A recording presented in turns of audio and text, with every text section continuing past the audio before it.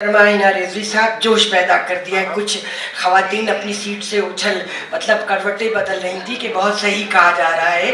उसी पे बहुत बार आपने एक शेर सुना है, मगर मैं बार बार दोहराती हूँ वो शेर कि मेरे लबों को महकता गुलाब लिखता है, मेरे लबों को महकता गुलाब लिखता है, मुझे गज़ल की मुकम्मल किताब लिखता है।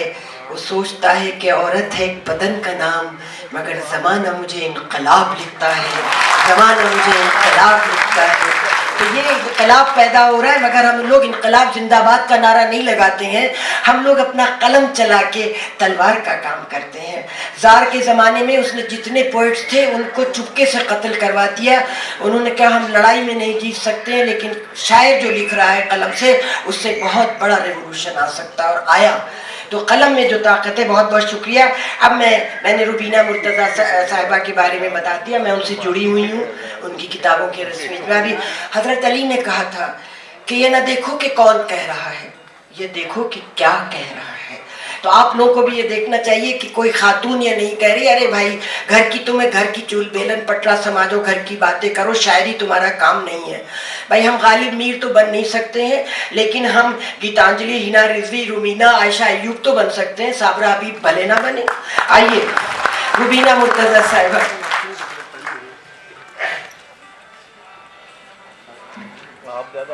सभी ख्वातीन हज़रात की खिदमत में सलाम अर्ज़ करती हूँ, और मुखातिब ख़ुसूसन आयशा अय्यूब का शुक्रिया अदा करती हूँ कि जिन्होंने मुझे यहाँ बुला करके और मुझे यहाँ अपना कलाम पेश करने का मौका दिया।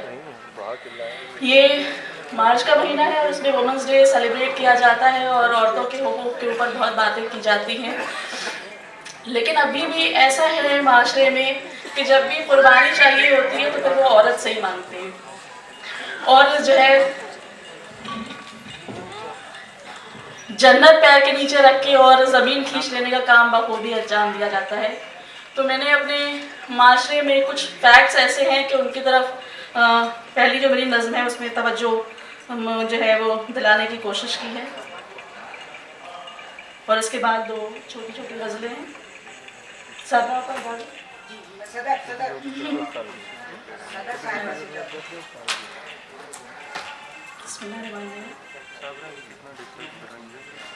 नफ्स वाहिद है खिलकत के आगाज में, वो भी शामिल है या अय्युहन्नास में। बैर औरत से किस तरह रखा गया, कैसा बुहतान हवा पे बांधा गया था, ये इल्ज़ाम आदम को बहका दिया और जन्नत से उनको निकलवा दिया। इसकी दी है गवाही भी कुरान ने, दोनों ही को था बहकाया शैतान ने। सुन नसीहत जो कुरान में रब ने की, जबकि मरियम की माँ ने दुआ रब से की। नजर कर दूंगी तेरी जो बेटा हुआ, रब ने बेटा नहीं की थी बेटी अता।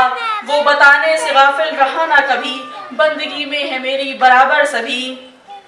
सिर्फ और जिस्म दुनियावी पहचान है, आजमाइश में तो रूह इंसान है। हाँ बहुत सख्त था इम्तिहाने कलील, रब की वहदानियत की मुकम्मल दलील। सोचो इंसाफ से और करो फैसला, सख्त मरियम का भी था बहुत मरहला। क्या निराली है अल्लाह की शान भी, इम्तिहान है तो हाजिर है इनाम भी। किस नबी का यूं किस्सा सुनाया गया, तारुफ वल्दियत से कराया गया। सिर्फ ईसा को ऐसे बुलाया गया कि उन्हें इब्ने मरियम बुलाया गया।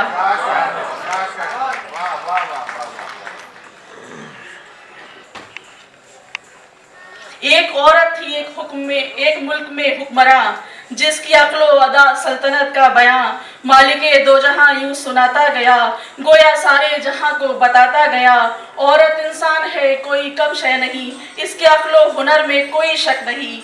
बात आसान है कोई मुश्किल नहीं, अक्ल से हक की पहचान मुश्किल नहीं। अक्ल जब जाके मिलती है इखलास से, मारिफत हक की होती है ईमान से। जिसके सीने में ईमान रोशन नहीं, पैदा होने पे बेटी के वो खुश नहीं। वो तो हर दौर में ये बताता गया, साहिबे अक्ल को इल्म आता गया। सायरा ने फरिश्तों की बातें सुनी, माँ पे मूसा की भी की गई थी वही, और इस पर भी कर लो है क्या माजरा, हज के अरकान में सुन्नत हाजरा। दुश्मनी जबकि पुरजोर औरत से थी, नस्ल अहमद चली उनकी बेटी से थी। जिसने बेटी को बेटे से कबतर कहा, उसने गोया मोहम्मद को अबतर कहा। और कहने को क्या बात बाकी रही, करबला भी तो औरत से बाकी रही।